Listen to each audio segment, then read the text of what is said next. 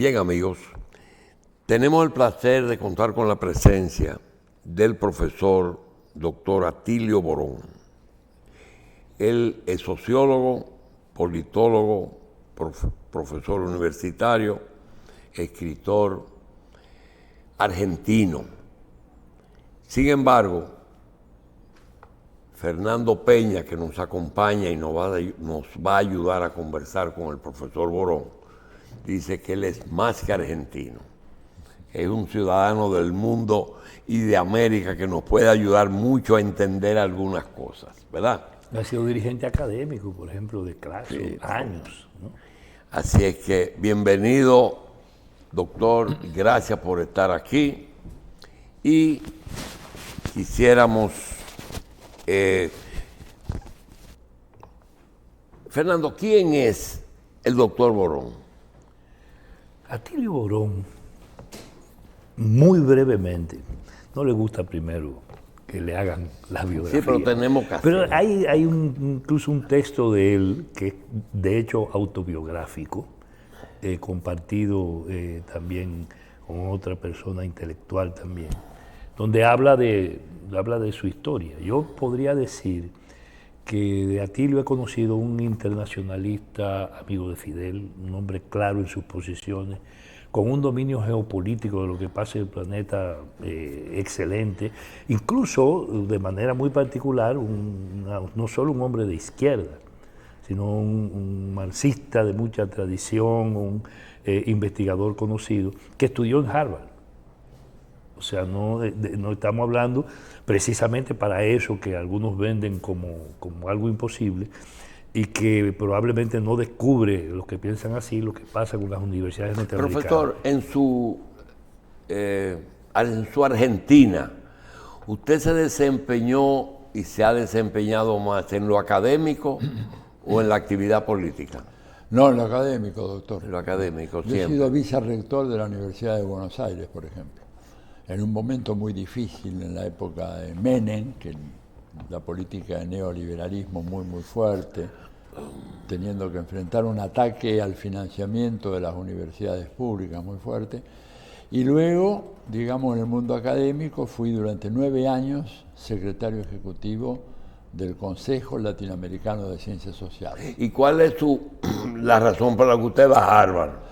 Porque, bueno, yo siempre fui cuando era joven, ¿verdad?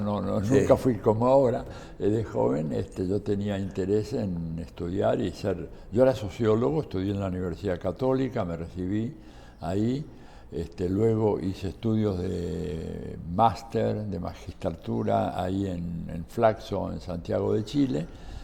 Me tocó una época fascinante porque fue el gobierno de Frei, que usted recién lo mencionaba en las efemérides, y el gobierno de Salvador Allende, y yo tenía la intención de ir a estudiar lo que me parecía a mí el mejor centro académico de Estados Unidos, para ver un poco, bueno, si yo estaba equivocado, no estaba equivocado, si mis visiones tenían un fundamento serio o no, y por eso me fui a estudiar ahí. La verdad que fue una experiencia muy Sin embargo, creo que una persona con capacidad académica que haya vivido los últimos 50 años activo del mundo, América y sobre todo de su país, no la podemos desperdiciar esa experiencia. Nosotros quisiéramos un poquito de cada cosa. Pero, por ejemplo, doctor, Atilio, amigo de Fidel, de Chávez, de Manuel Marulanda, ¿sí? Y de todo el mundo de la intelectualidad y la academia de América Latina, ¿no? Amigo de dominicanos, incluso de tradición, de intelectuales dominicanos que están aquí o fuera del país.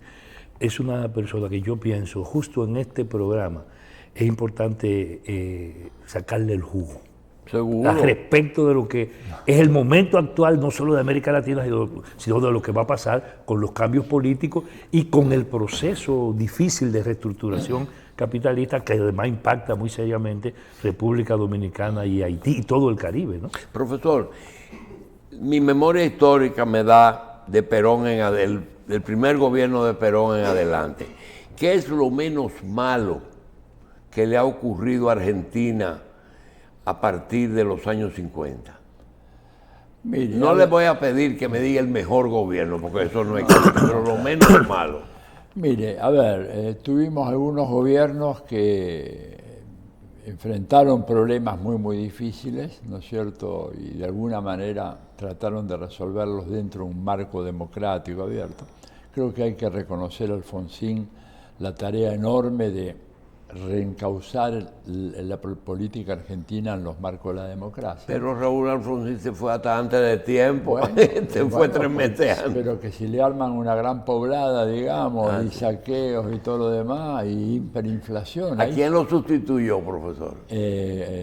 Alfonsín, Sí. Y bueno, vino Menem después. Menem, ay. Menem ya había sido electo Menem, pero había un fallo en el orden institucional argentino, porque a Menem lo eligen en julio y el traspaso de mandos iba a ser recién a fines de diciembre. Bien. Otra un periodo cosa, de 6 meses que era. Cuando uno tilda a un gobernante de ahora, de peronista, ¿de qué estamos hablando? Diga lo que usted quiera, doctor. Eso Diga no lo que es- usted quiera. El peronismo hoy es un nombre que no... Se lo pegan a cualquiera. A cualquiera. Y no es cierto. Lo que pasa es que el peronismo hoy en día, digamos, está en un proceso de fragmentación muy grande.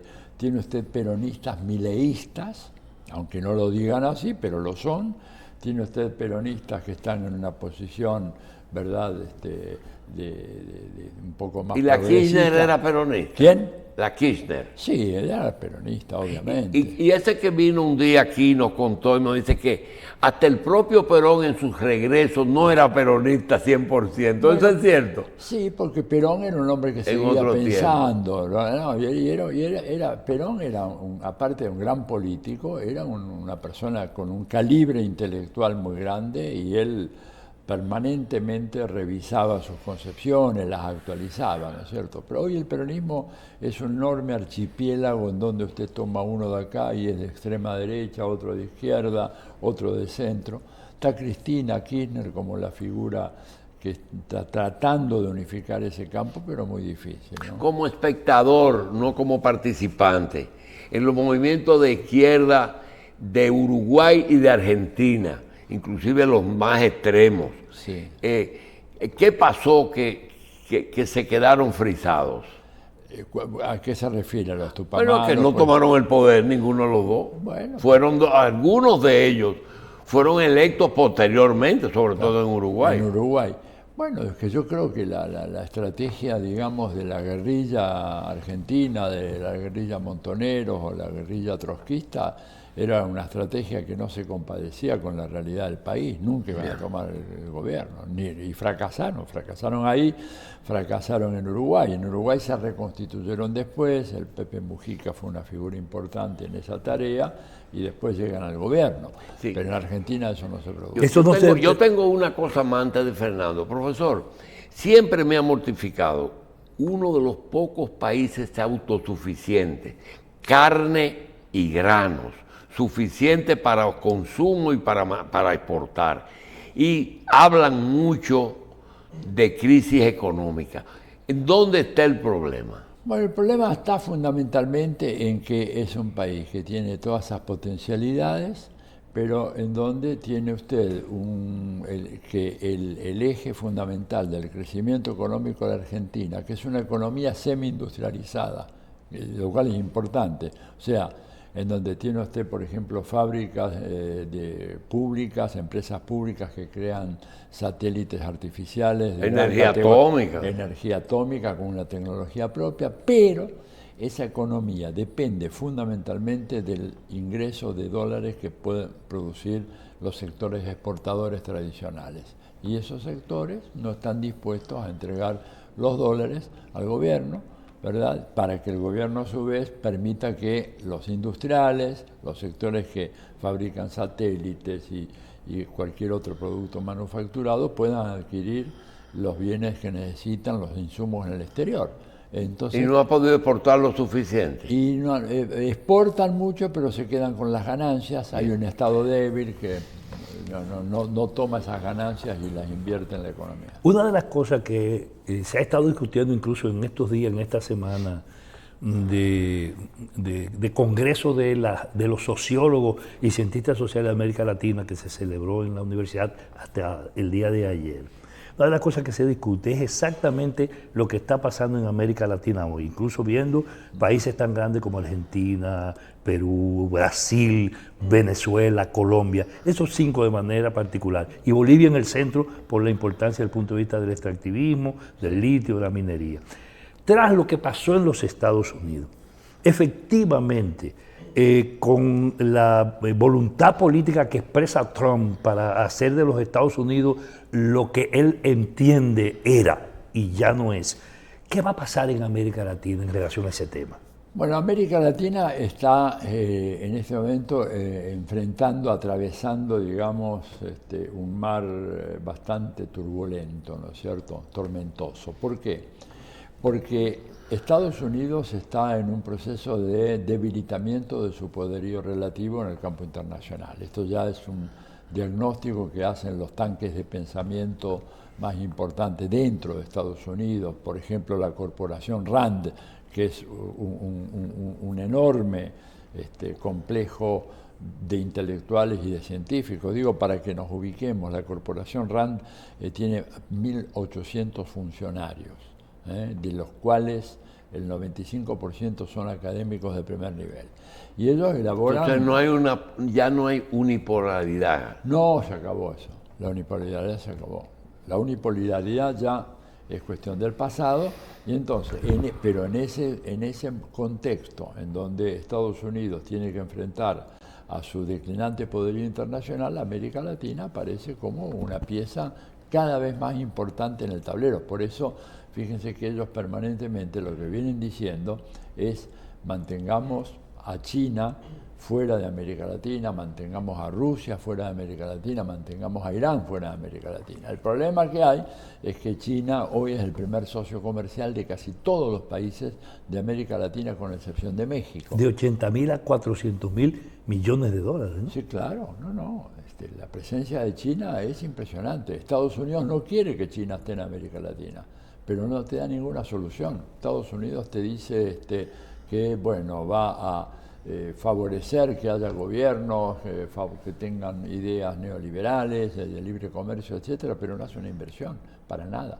Algunas empresas sí lo hacen, pero, por ejemplo, México ya, China es el segundo país socio comercial de México, cuando antes China ni siquiera figuraba entre los 10 primeros países que comerciaban con México, y eso para Estados Unidos es un problema.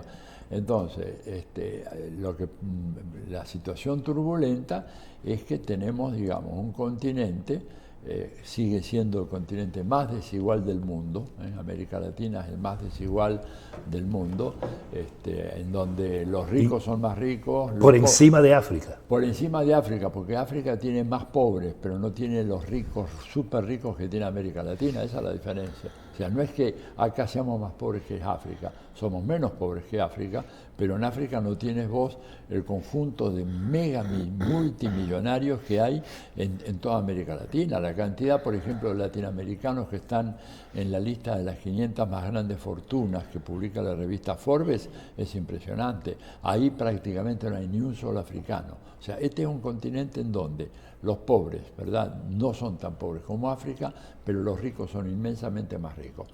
Y esto lo que hace es impactar sobre los estados, porque cuando uno tiene ricos tan ricos en países como este, bueno, lo que pasa es que cualquiera que sea el partido que está en el gobierno, los factores reales de poder que hoy existen en nuestros países, en América Latina, son factores reales de poder que de alguna manera obstaculizan el avance democrático, perpetúan las condiciones de pobreza, de marginación, y en este sentido Estados Unidos está procurando ordenar su patio trasero, como ellos le llaman, de alguna forma, y para ordenarlo dicen hay que sacar a los intrusos. Es un patio trasero en el cual se nos han introducido 3 países que no tienen nada que hacer acá. Estoy repitiendo el argumento de Estados Unidos, ¿no? Dice, hay que sacar a China, hay que sacar a Rusia y hay que sacar a Irán. El problema es que sacar a China, por ejemplo, en un país como Brasil, significa sacar al primer comprador de las exportaciones. Sí, pero eso no lo hicieron a nosotros en este gobierno. Tan pronto llegó la toma de posesión, su primer pronunciamiento fue: nada estratégico que se haya firmado con China tendrá vigencia, y se revoca todo eso. Lo hicieron. De Irán no hablemos, que Irán hace mucho que está fuera, pero hay una experiencia en lo económico, que una persona que haya tenido la oportunidad de hablar con Hugo Chávez o de hablar con Fidel Castro, con la experiencia de Castro, yo me pregunto, profesor, y el propio Fidel no le dijo a Chávez: no te conviene la línea que sigues pro Cuba, nos puedes ayudar, podemos seguir, pero no cometas el mismo error de nosotros, 50 años y no avanzó, no hay quien se lo dijo, o él no se le ocurrió decírselo, porque Fidel Castro era un hombre brillante y entendía todo lo que pasó. Claro. Y mantuvo a Estados Unidos, respetándolo, por lo menos lo mantuvo ¿verdad? Cada uno en su lugar, pero era imposible replicar lo de Castro en Venezuela, sobre todo un país que ya estaba en otro nivel económico. Sí, ahora, pero lo que pasa es que Chávez, mi manera de ver, humildemente, yo creo que Chávez no replicó eso. Lo que pasa es que Chávez, cuando entra al gobierno y tiene que hacer, ¿verdad?, tomar una serie de decisiones muy importantes, por ejemplo, en materia de salud pública. En Venezuela no había salud pública, está la verdad. Chávez entonces convoca a los decanos de todas las facultades de medicina de Venezuela y les dice: mire, vamos a cambiar el modelo de atención médica a los efectos de garantizar para toda la población que haya un acceso a los servicios de salud y que la salud no sea algo que usted va a buscar en Miami por el sector privado, que era lo que normalmente hacían las familias de clase media, se iban a Miami. Se iban a Miami a buscar salud. Ahora, ¿y sabe lo que le dijeron? Y trajo los médicos cubanos. Claro, porque los médicos venezolanos dijeron que ellos no estaban dispuestos a salir de sus consultorios y mucho menos ir a las poblaciones, a las aldeas. A la selva. A la selva. Eso no es para nosotros. Y además le dijeron una cosa que, doctor, es increíble. Le dijeron a Chávez: nosotros estamos preparados para hacer medicina de alta complejidad. Y Chávez dijo: pero si acá la gente se nos muere por diarrea infantil, los niños en algunas zonas del campo, en alguna zona del llano, dice, alta complejidad está muy bien, pero tenemos que tener... Y entonces él tuvo que crear un ministerio paralelo al Ministerio de Salud, que fue la famosa Misión Barrio Adentro. Digo, es muy complejo. Cuando usted quiere hacer cambios de fondo en América Latina, los factores de poder se mueven muy rápido, tienen todos terminales. Pero es que hay áreas que los sectores de poder no negocian ni transigen. Por ejemplo, con China no hay negocio. Pero en salud era tan importante para Estados Unidos el cambio que hizo Chávez. Mire, yo creo que el problema es otro. Yo creo que el problema es que Estados Unidos no puede perder el país que tiene la más enorme reserva de petróleo en el mundo. Entonces, aun cuando Chávez hubiera hecho otras cosas que hubieran molestado menos a Estados Unidos, igualmente lo iban a combatir. Y esto de coger y vender gasolina barata en Estados Unidos para favorecer a los pobres en Estados Unidos con la empresa venezolana, ¿tenía sentido? Tenía un cierto sentido para un poco desmentir la imagen de que simplemente era un personaje que no le importaba nada, que quería enriquecerse. Chávez era un hombre muy austero, ¿no es cierto? Bueno, como Fidel. Y tenía esa idea muy importante, es decir, de alguna manera demostrar dentro de Estados Unidos lo equivocado que estaba el gobierno de Estados Unidos. Hizo una maniobra muy interesante facilitando esa gasolina barata para estos sectores pobres ahí en Bronx, en Harlem, etc. Y la venganza fue recuperar eso vía Guaidó. Claro. Profesor, mire, yo creo mucho que la política es una cosa, la academia es otra, pero a veces hay cosas que te confieso que no le entiendo. Venezuela tenía un nivel, inclusive en salud, tenía una pequeña, cuando los médicos le dicen que tenía un pequeño núcleo de gente que inclusive entrenaba extranjeros. Pero en el caso del relevo de Chávez, era realmente lo que hay, lo que había a la muerte de él, es una dictadura militar, y que Maduro lo que es una figura, porque si fuera en privado, yo estoy seguro que lo que usted me va a decir de Maduro no me lo va a decir en el aire.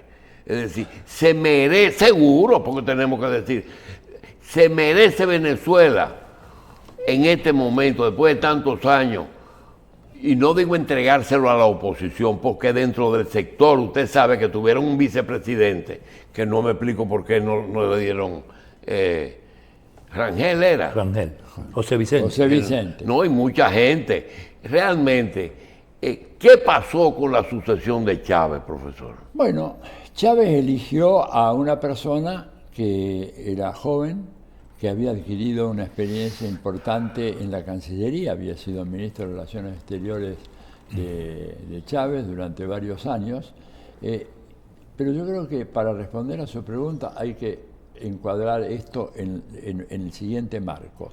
Venezuela es un país al cual hace ya 8 años se le ha declarado la guerra. Entonces yo quisiera ver, ¿no es cierto? Porque todo es muy fácil si acá hablamos entre nosotros, digo, República Dominicana, por suerte, a Dios gracias, no está en guerra. Pero yo quisiera ver qué pasaría en este país o en la Argentina si de repente tú no pudieras exportar nada, los barcos de carga no pudieran atracar en un puerto dominicano porque le cobran una multa gigantesca, castigan a los bancos que hagan operaciones de comercio exterior, ¿verdad?, de Nicaragua, de Dominicano, de Venezuela. Es decir, Venezuela es un país que está sometido a una guerra, sí, y Maduro ha tenido que arreglárselas de una manera que realmente ha sido sorprendente. Y además yo digo una cosa, en Inglaterra, cuando estalla la Primera Guerra Mundial, tenía que haber elecciones a finales del año 1939. Estalló la guerra y las elecciones se postergaron recién hasta finales de la Segunda Guerra Mundial. Digo, Venezuela está haciendo elecciones en un contexto absolutamente anormal, ¿verdad? En donde, y le doy un solo datito que es interesante para su audiencia. Venezuela, antes de esta ofensiva que la largó además el progresista Barack Obama, doctor, mire usted, exportaba 58.000 millones de dólares por año.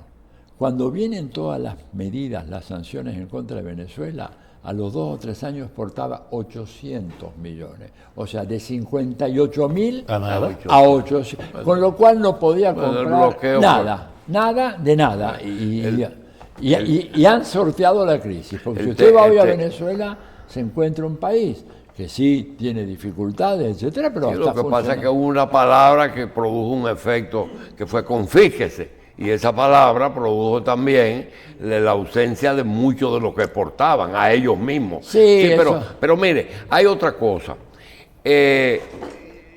Tenemos una cuota alta nosotros de esta palabra, y no me quiero excluir, pero Argentina y Venezuela, corrupción, los problemas fuera de los bloqueos, fuera del... La palabra corrupción como un hecho que no se puede negar. ¿Pesa mucho en esas donaciones o más en una que en otra? Yo diría que en general hoy en día la corrupción es un rasgo de todas las democracias contemporáneas, doctor. Lamento tener que... A ver, si pero el Papa... ya es casi parte de la democracia. Pero si el Papa Francisco denuncia que la drangueta calabresa se le ha metido en el Banco del Vaticano, ¿qué puede usted esperar que en el gobierno de la República Dominicana no haya corrupción? No nos defendemos. O en Venezuela no haya corrupción, en Argentina. Aquí hay mucho. Sí, a propósito de eso yo quiero insistir, porque es un problema del contexto. Así vemos a Venezuela de manera más clara, ¿no? Sí.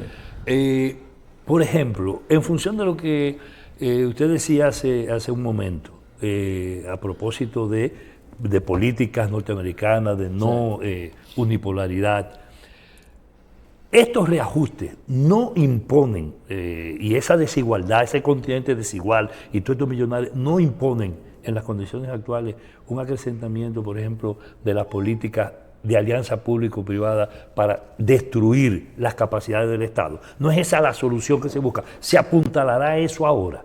Ellos están buscando de alguna manera, vamos a ver qué es lo que va a hacer Trump una vez que llegue al gobierno, porque Trump es un hombre muy bocón, ¿verdad? Como decimos nosotros en castellano, pero después en la práctica resulta que sus políticas no se compatibilizan con sus enunciados así. Yo creo que están evidentemente buscando disminuir el peso que pueda tener el Estado, porque en la medida que estamos hablando de Estados que responden a un proceso democrático, entonces se supone que van a establecer algunas limitaciones al despotismo de los mercados. Los mercados solos, por su cuenta, tienen una capacidad tremenda de producir lo que se llaman daños colaterales en el medio ambiente y en la sociedad. ¿Habrá proteccionismo de los Estados Unidos ahora? Yo creo que sí, definitivamente. Eso implica mucho más abandono de América Latina. Si no abandono, Fernando, por lo menos implica que América Latina va a tener más dificultades para exportar a los Estados Unidos, porque Estados Unidos, Trump sabe que tiene que reestructurar esa economía, fortaleciendo el sector industrial, pero el problema que tiene es que Estados Unidos ha venido perdiendo terreno en materia de competitividad tecnológica, y entonces, aun cuando intente atraer, como hizo en su primer mandato, del 2017 al 2021, ¿verdad? Trump dijo a las empresas, vuelvan para acá, les damos facilidades, y muy pocas empresas volvieron. ¿Por qué? Porque la productividad, por ejemplo, en China o en el sudeste asiático es mucho mayor. ¿Y por qué es mucho mayor? Bueno, porque resulta que hay allá una mano de obra mejor preparada que la que hay en Estados Unidos. Hay que tener esto en cuenta, el contexto de la declinación de la educación en los Estados Unidos, que es un tema que hace mucho tiempo viene preocupando a los analistas de Estados Unidos, gente que no tiene el nivel de preparación que se supone debe tener. Y por ejemplo... Diferente a China. Diferente a China. A ver, yo un dato estadístico que externé ahí en mi presentación en la Asociación Latinoamericana de Sociología, es que en el año 2000, doctor, tanto China como Estados Unidos producían en términos gruesos 200.000 ingenieros en computación por año, cada uno de esos dos países, ¿verdad? Un buen número en ese momento. Pero cuando usted mira la progresión y dice, bueno, a ver en el 2020, 2019, ¿cómo están? China está produciendo 1.200.000, 1.300.000 ingenieros en computación y Estados Unidos sigue produciendo los mismos 200.000.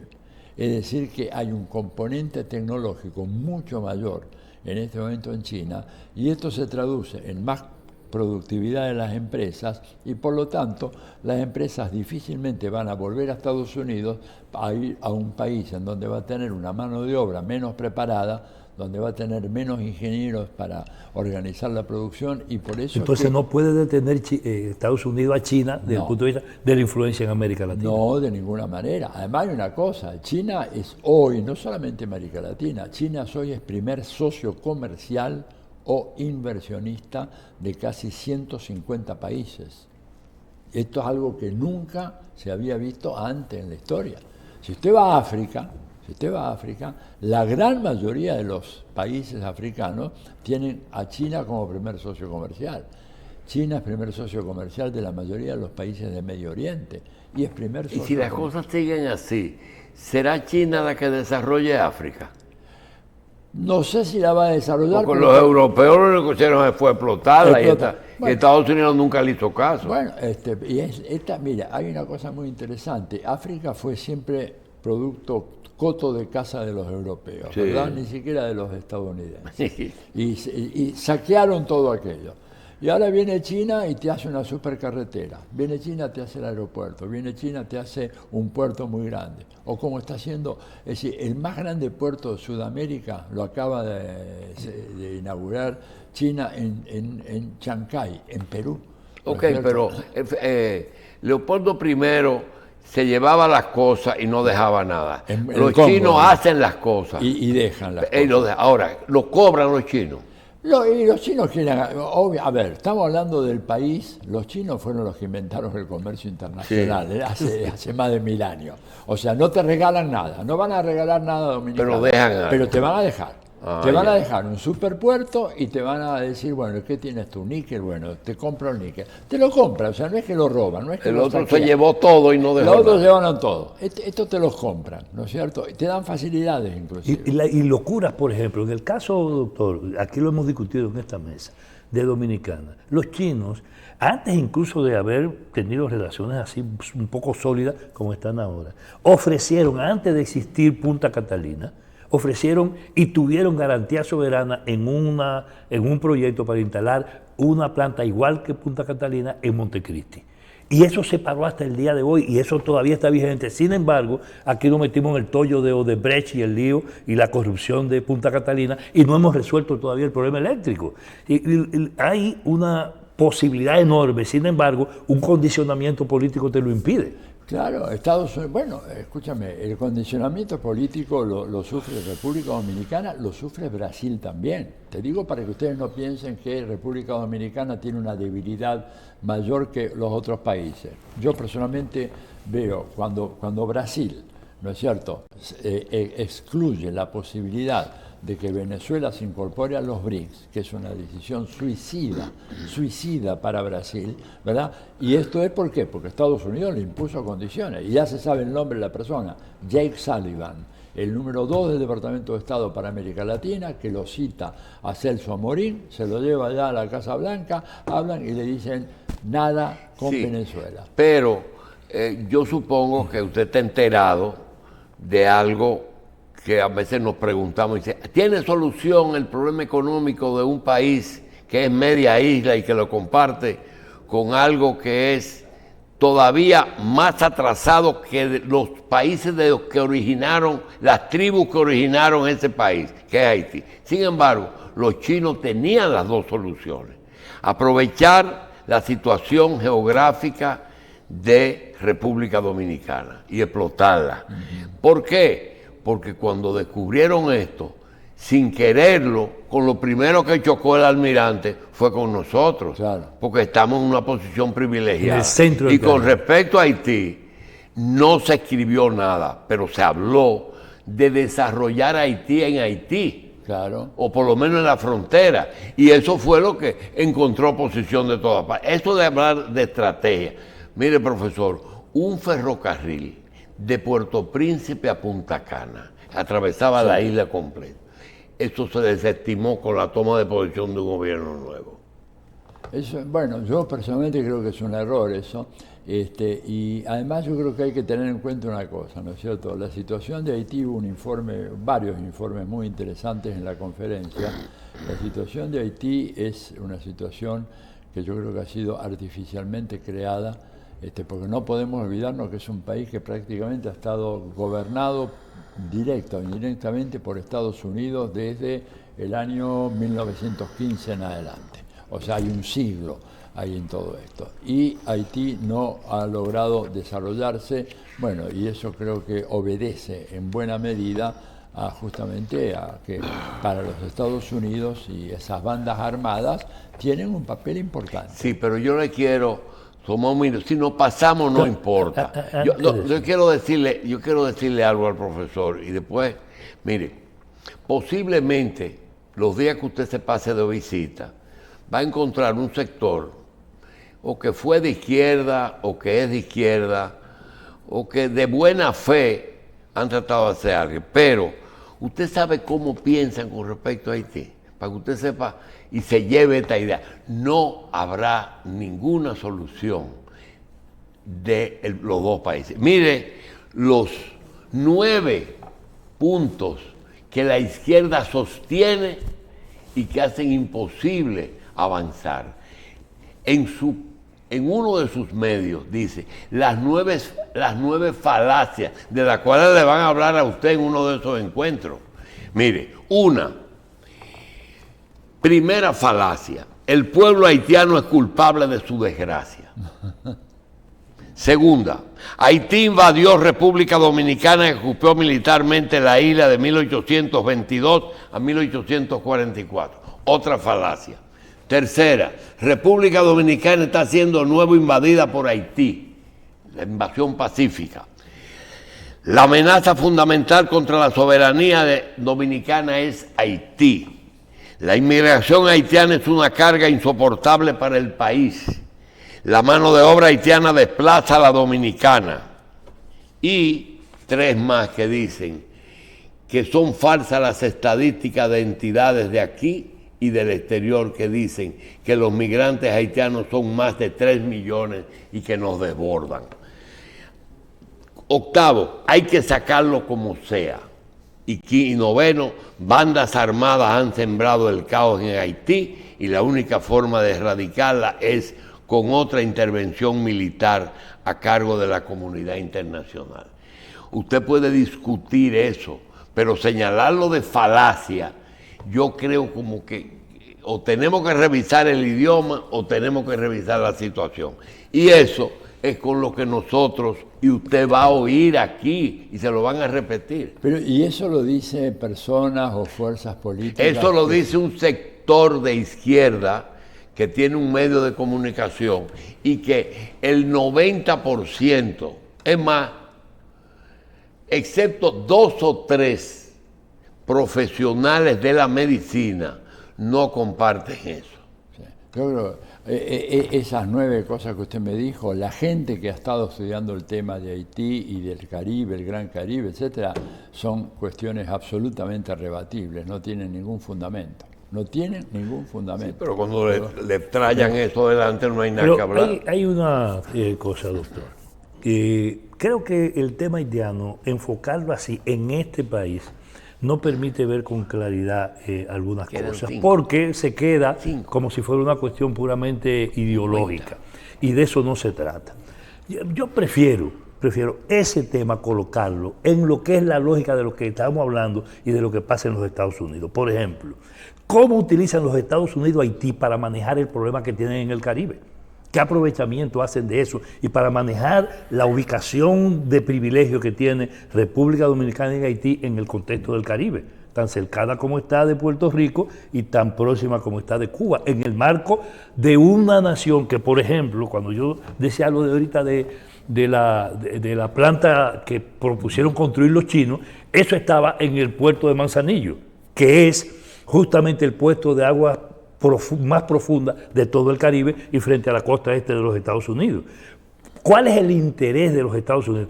¿Son las bandas o son los Estados Unidos que hicieron las bandas? Porque ese tipo de cosas es que hay que poder situar para ver cómo se manejan las cosas y desde el punto de vista económico también. Yo quiero saber cómo va a evolucionar todo eso ahora con lo que pasó en los Estados Unidos.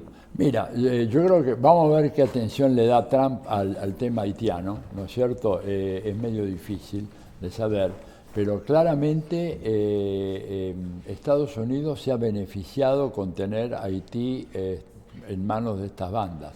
El armamento que utilizan esas armas es armamento de última generación producido en los Estados Unidos. La cantidad de armas que hay es realmente fenomenal. Yo creo que de alguna manera esta situación convulsionada de Haití le sirve para resolver algunas cuestiones que no podrían hacer en un Estado que tenga una cierta normalidad. Por ejemplo, República Dominicana. Lo pueden hacer allá, porque aquello está totalmente caotizado. Entonces tú puedes... Ellos lo caotizaron para eso. Claro, porque además si tú me dices, un país que en la práctica Haití ha estado ocupado por Estados Unidos bajo diferentes modalidades de MINUSTAH, esto, lo otro, durante 100 años. Si no lo han arreglado durante 100 años, bueno, es porque no lo quieren arreglar. Es esta isla... Atilio, es esta isla el territorio más invadido por los Estados Unidos en este hemisferio. Sí, claro. El más invadido tanto en República Dominicana como en Haití. Las cosas no han sido iguales acá y Haití pagó otro costo porque fueron los dos imperios que se combinaron para eso. Los franceses antes y los norteamericanos después. Han destruido Haití echando la responsabilidad a otros. Ellos mataron a Jovenel Moïse. porque fueron los norteamericanos que lo mataron con sus articulaciones. Sí. Y no solo eso, sino que ellos impidieron otro tipo de proceso y han impedido que Haití celebre por cuenta propia un proceso de autoinstitucionalización. Seguro. Lo que pasa es que en este momento, como aprendices de brujo, han destapado, digamos, una olla y no saben cómo meter la gente esos demonios que han salido adentro. Es decir, ¿cómo paras tú ahora un país que está dividido en 4 o 5 grandes bandas militares con un armamento, un poder de fuego que me atrevería a decir que es muy superior al que tiene el ejército allá en Haití y probablemente el ejército dominicano? Atilio, noruegos y otras empresas. Haití tiene privatizado por la Mossad israelí, con una empresa vinculada a la Mossad israelí, la frontera de aire, mar y tierra de Haití. Haití tiene un área de yacimientos, incluso auríferos, bastante grande en la parte norte de Haití, en la frontera con la República Dominicana. Haití tiene un proceso creciente de presencia de empresas mineras, incluso buscando tierras raras y hasta litio. Sí. Entonces, ¿cómo es posible que no se vea que justamente esos capitales bajo regencia norteamericana son responsables de lo que está pasando? No, es que bueno, yo creo que no se quiere ver porque se tapa el sol con un dedo, ¿no? Se ve así y de repente ya no se ve el sol. Yo creo que esto que tú planteas muy claramente, si esas inversiones están ahí, si esas empresas están ahí, si Estados Unidos ha estado ahí durante mucho tiempo y ha producido algunas cuestiones, por ejemplo, la destrucción de la agricultura haitiana. Haití era en gran medida autosuficiente en materia alimentaria y por ejemplo, el arroz es un ejemplo que salió muy claramente durante los años de la administración Clinton. Hubo una política de Estados Unidos tendiente a desestimular en Haití la producción agrícola. La producción agrícola y sobre todo la de arroz. Entonces de repente un país muy pobre como Haití tiene que importar un producto como arroz, que era un producto que ellos producían localmente y que les permitía abastecerse. Bueno, ahora lo tienen que importar de Estados Unidos, favoreciendo a los exportadores de los Estados Unidos. Y esto fue una política concreta que tomó Bill Clinton. La digo acá porque fue un caso de libro, ¿no es cierto?, diciendo cómo Estados Unidos atenta contra la autosuficiencia alimentaria en un país tan pobre como Haití, que además ahora no tiene dinero para comprar el arroz norteamericano, porque Haití tiene una economía que está en una situación absolutamente caótica, es la ley de la selva porque se ha destruido al Estado.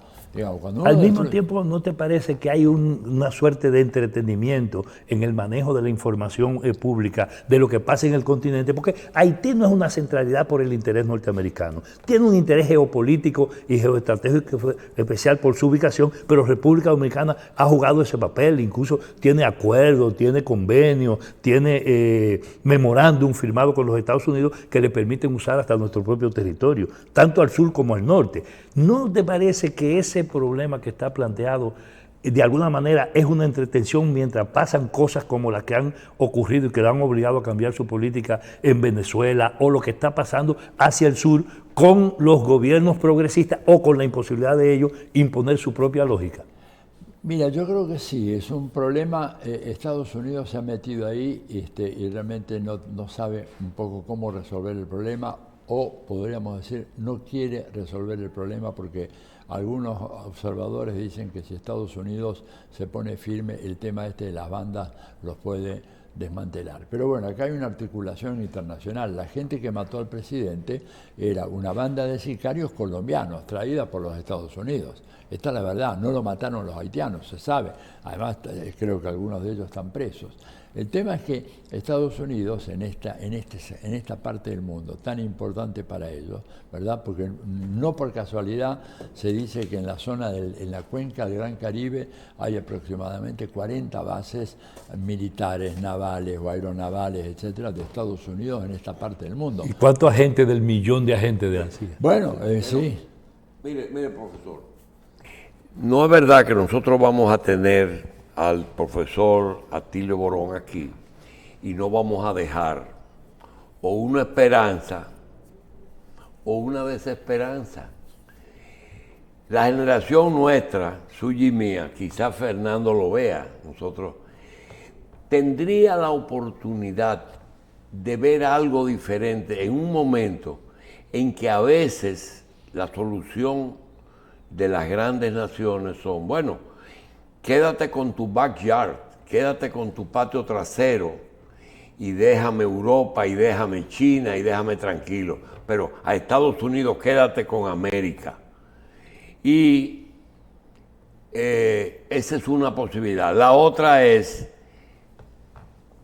Evo Morales, Correa, Fidel, no es lo mismo, pero Maduro, Chávez, ahora el de Chile, el de Colombia, el de Argentina, no, el de Argentina. Se juega para otro lado. El viejo de Uruguay. Mujica. Todo eso, Lula, con un regreso increíble. Usted, en un momento, estos gobiernos lucían que rompían el equilibrio y no lo hicieron, no lo hicieron.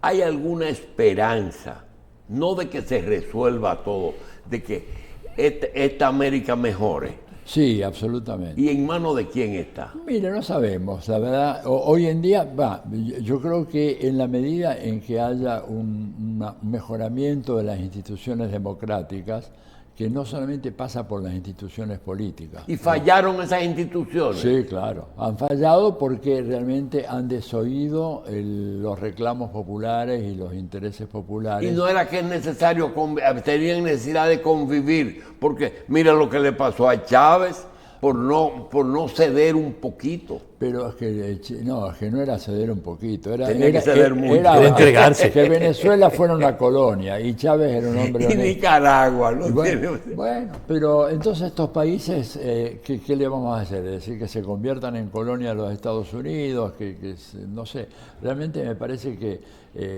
las esperanzas están, pero para esto hay que avanzar en un proceso de democratización en dos terrenos. Primero, el terreno de los medios. Uno de los gravísimos problemas que tenemos en América Latina es un control absolutamente oligárquico de los medios, que por lo tanto son de ellos. Bueno, pero es que los medios tendrían que ser sistemas a través de los cuales circula información fehaciente para la educación de la ciudadanía, y no es eso lo que hacen los medios hegemónicos. Pero vamos a ser prácticos, profesor. México en el gobierno que acaba de terminar, sí, y Lula en el primero, ¿fue un pequeño avance? Sí. Fue un pequeño avance, ¿verdad? Sí, claro que sí. Hoy en día, digamos, hemos avanzado, ha habido un pequeño retroceso, ¿verdad? Cuando el golpe de Estado institucional saca a Dilma Rousseff de Brasil, pero después, bueno, vuelve Lula. Que ahora es jefa de los BRICS, ¿no? Del Banco de los BRICS. La jefa del Banco de los BRICS. Digo, yo creo que ha habido una cosa, mire, el sistema internacional hoy es completamente diferente al que hemos conocido durante los últimos 40 años. Hoy en día tenemos un sistema multipolar y eso es irreversible. Y esto es la gran preocupación de Estados Unidos, es decir, bueno, este sistema que ahora tiene varios polos, no solamente uno, es un sistema ingobernable para nosotros. Y sin pretender que el gobierno, que los países lo gobiernen los académicos, sino los políticos con criterio. El tema de estos dos gobernantes que gobiernan Estados Unidos y Argentina, ¿qué futuro usted le ve?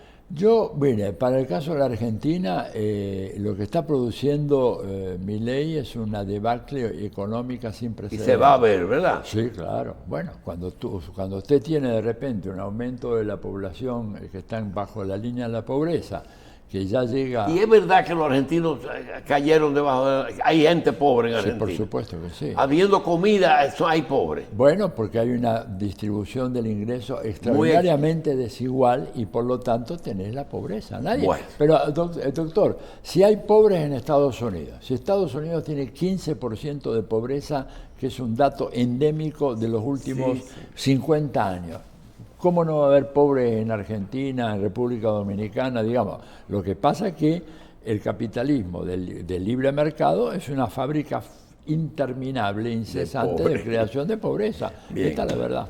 Bueno, es una pena que nada más ya hemos hablado una hora. Profesor, gracias. No, gracias y que tenga una buena estadía aquí, que nos deje varias lecciones. ¿Dónde va a estar No, él ha estado el acto? toda esta semana, va a estar unos días más, va a cruzar por el este, pero Atilio está permanente aquí por diferentes vías, incluyendo los medios propios y alternativos de comunicación. Así En es. poco tiempo vamos Va a tener para el este. un curso sí sobre democracia, vamos a hablar de geopolítica con Atilio, vamos a tratar de interpretar lo que pasa, porque doctor, y yo quisiera incluso de mi parte cerrar con eso, yo pienso que efectivamente todavía no se mide bien lo que va a pasar, al margen de que la diferencia entre republicanos y demócratas es la hora a la que van a la misa en la misma iglesia. Aparte de eso, efectivamente lo que va a implicar para el interior de Estados Unidos Trump y lo que implica desde esa lógica para estos países, en el caso nuestro, va a ser sumamente difícil. Si ellos pasan al proteccionismo,